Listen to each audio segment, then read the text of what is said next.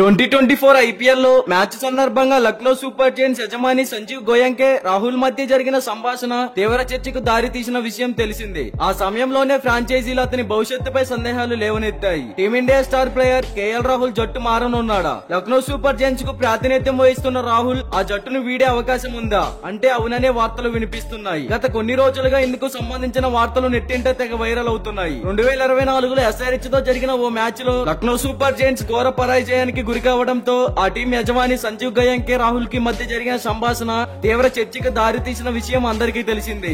ఆ సమయంలోనే ఫ్రాంచైజీలు అతని భవిష్యత్తుపై సందేహాలు లేవనెత్తాయి. అయితే ఆ తర్వాత గోయంకే దీనిపై స్పష్టతనిచ్చే ప్రయత్నం చేశారు. రాహుల్ తన కుటుంబంలో భాగమని గోయంకే తెలిపారు. అయినా జట్టు మార్పునకు సంబంధించి మరోసారి జోరుగా ప్రచారం జరుగుతోంది. తాజా సమాచారం ప్రకారం రాహుల్ తన పాత జట్లలో ఒకటైన రాయల్ ఛాలెంజర్స్ బెంగళూరులోకి వెళ్లే అవకాశం ఉందని వార్తలు వినిపిస్తున్నాయి. ఇది ఇలా ఉంటే బెంగళూరు జట్టుకు కేఎల్ రాహుల్ 3 ఏళ్ల పాటు ప్రాతినిధ్యం వహించిన విషయం తెలిసిందే. దీంతో వచ్చే సీజన్ లో రాహుల్ ఖచ్చితంగా బెంగళూరు తరపున ఆడతాడనే చర్చ నడుస్తోంది. ఇది ఇలా ఉండగా తాజాగా కేఎల్ రాహుల్ చేసిన కొన్ని వ్యాఖ్యలు ఈ వార్తలను బలాన్ని చేకూర్చినట్లయింది. ఇటీవల ఆర్సీబీ అభిమానితో ఇంటరాక్ట్ అయిన రాహుల్ మీరు మళ్లీ ఆర్సీబీకి ఆడితే చూడాలని ఉంది అని అడిగిన అభిమాని మాటలకు స్పందిస్తూ అలాగే ఆశిద్దాం అని వ్యాఖ్యానించాడు. దీంతో రాహుల్ టీం మారడం పక్కా అనే వార్తలకు బలం చేకూరినట్లయింది. రాహుల్ ఆర్సీబీలోకి వెళ్లే ప్రయత్నాలు చేస్తున్నాడు కాబట్టే అలా సమాధానం ఇచ్చాడని నెట్టింట చర్చ జరుగుతోంది. మరి ఈ వార్తల్లో ఎంతవరకు నిజముందో తెలియాలంటే 2025 ఐపీఎల్ కు సంబంధించి వేలం జరిగే వరకు వేచి చూడాల్సింది.